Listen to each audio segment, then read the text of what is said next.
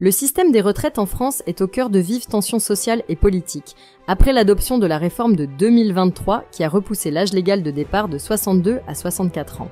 Ce choix a suscité une opposition farouche, tant de la part des syndicats que de certaines politiques. Face à cette contestation persistante, le gouvernement annonce une nouvelle phase de concertation avec les partenaires sociaux qui débutera le 27 février.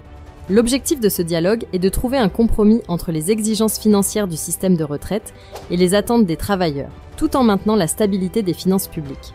Le contexte est particulièrement délicat. La Cour des comptes prévoit un déficit du système des retraites pouvant atteindre 30 milliards d'euros en 2045.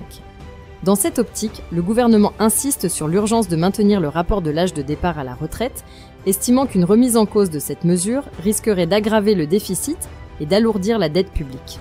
Laurent Saint-Martin, ministre délégué chargé du commerce extérieur, qualifie même de grave erreur toute révision du rapport de l'âge, soulignant la nécessité d'une réforme qui garantit la pérennité du système.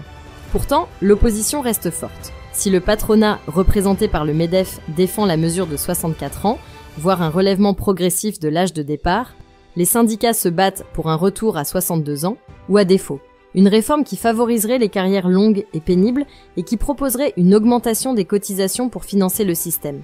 Le gouvernement se trouve donc face à un dilemme.